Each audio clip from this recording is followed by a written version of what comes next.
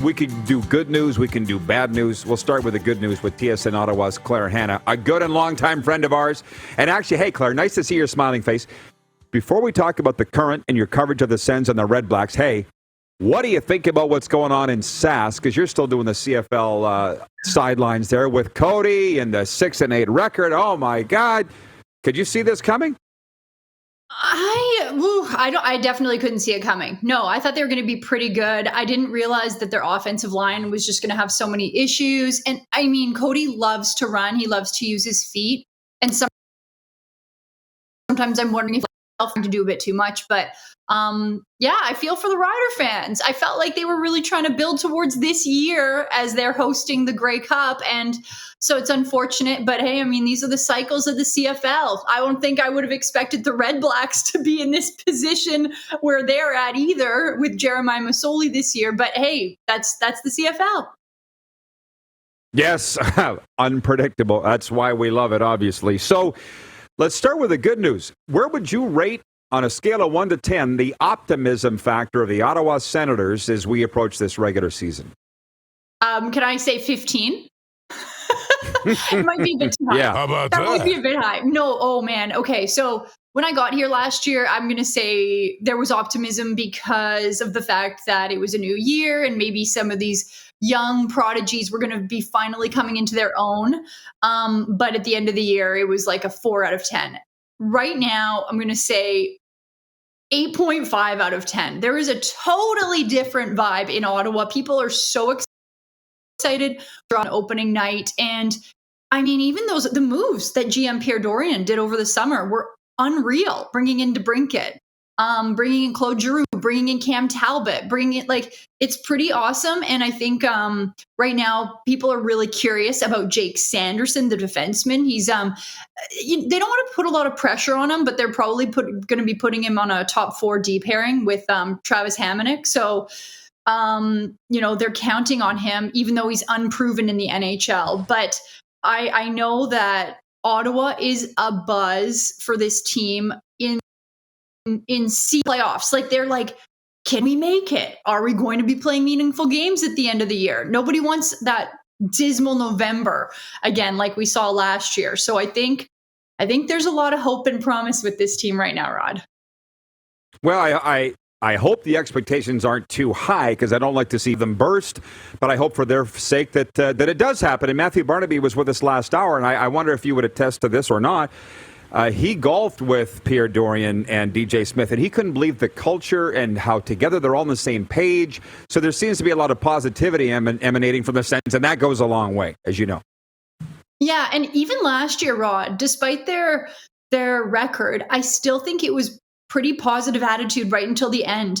So many things were out of their control. They were the first team that was really hit hard by COVID, but that was still when the NHL wasn't allowing them to postpone games. So at some points, it was like there was almost no AHL team for them to pull from anymore because they pulled so many guys up. And so I don't know how much blame you can put on just the fact that guys got COVID and got sick. And then they had a second bout of it in January, February. They had injuries all season, starting with Shane Pinto.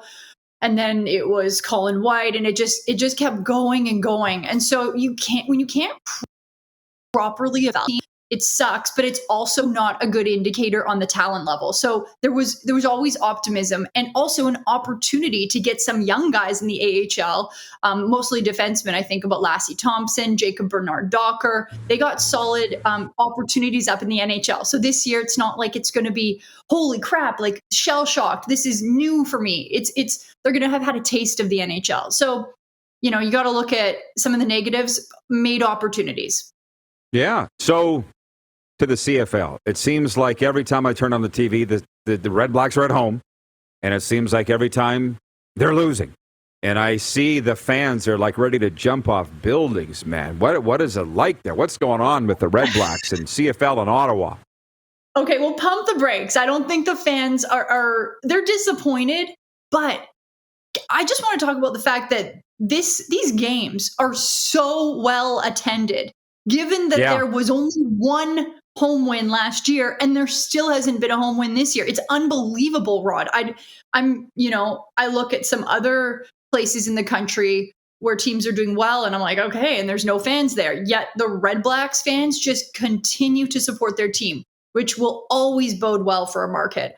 But it's just for them, it's been a carousel of the quarterbacks. And you can't, when you can't have a guy in there consistently running an offense and gelling with his teammates, you can't get anywhere. And what was striking to me, so they were hosting the Toronto Argonauts this past weekend, and I'm talking to McLeod Bethel Thompson on the day before the game, just talking about what's led to his success, because his numbers right now, besides Zach Caleros, he's kind of like one of the most consistent guys in the CFL, and we can't count Nathan Rourke. He's injured. But I was like, what's been so key for you? And he's like, this is really the second year I've been in this offense. And at this point in the season, we're all on the same page. Receivers know where I'm throwing. We all have good chemistry. We've gelled. And then I'm like, and look at the Redblacks. So Jeremiah Masoli, 4 games. Caleb Evans, 4 games. Nick Arbuckle just started his 4th game. Like you cannot build an offense when you have, that much inconsistency with the leader. I mean, yeah, Jake Mayer, he's done it in Calgary with Bo Levi Mitchell now, being pushed to the side. But Jake Mayer was also in this, in the Calgary Stampeders offense last year, getting a lot of reps. So it's unfortunate, but yeah, it's not looking too good for the Redblacks right now. Oh, Jenna is watching in Southern California. She says, Redblacks are still my CFL team. So that's kind of what Claire is talking about. Jeff, the Stamps fan, says, well attended. Maybe I'm wrong, but TD Place looked pretty empty to me last weekend. Everybody gets up and parties. The games are terrible. Like they set them up, but they go drink in the end zones and party. Trust me, I've been there. It's wild, which I'll talk about later. It was well attended. I was there, and I, you know what? It was a little thinner than their home opener, for example, but I remember looking around because I was like, what's it going to be like? Totally well attended, very well attended. I remember when the Redblacks came into the league, my mom, huge CFL fan, she's like, why are they giving them another team? They folded teams twice. I'm like, Mom, it's not Ottawa's fault. It's a great CFL market. The teams have just been terrible. Can't blame them. But anyways, we only got a couple minutes left. Speaking of that, I had to go to Ottawa to see that to get it. What have you learned about Ottawa in your time there that you didn't know, or what you find particularly cool? I will say they have really passionate sports fans. And, you can sort of, you hear rumors when you're not living in a city, but you can't really feel it until you're there. And I've been so impressed by Redblacks fans. First of all, I have lots of friends who consistently go to games no matter what. And I'm like, really, does the record matter? They're like, no, we just enjoy football. We really like going. So that impressed me. And I always knew Senator games weren't well attended, but they have a very passionate fan base. And I see that, for example, in the community or on Twitter. There are people talking about the Senators all the time.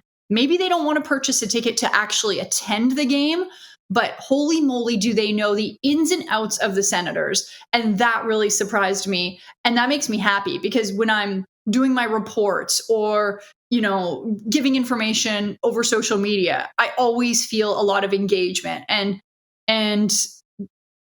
it might seem like there's not a lot of people at the games, but they care. And so those two things surprised me in the most positive way. Are you sick of the drive out there yet? You know what? I actually chose where I lived in Ottawa very, very strategically. I'm right in the middle of TD Place and Canadian Tire Center. So I wouldn't have to, make a big drive out. I'm definitely a little closer, I'd say, to CTC. But hey, I've got good podcasts. I usually listen to the guys on TSN 1200 while I drive in. And my gas bills, Rod, a little higher than normal, especially with prices. I searched out buses because I would love to just like sit back, chill on a bus, like be able to look over my notes, but it's like an hour and 20 minutes with transfers and stuff. And the drive out's about 20 minutes. So it's not that bad. I really miss living right across from Mosaic Stadium in Regina. I could walk there if I wanted to. Yeah, well, yes, there's parts about that are interesting too. Claire, it's great to see that you're having such a great time and you're doing so well. So thanks for the time. And if you can fit us in again, I'd love to. Thank you. Awesome seeing you, Rod. Thanks for having me as always. You bet. Thank you. TSN Ottawa's Claire Hanna.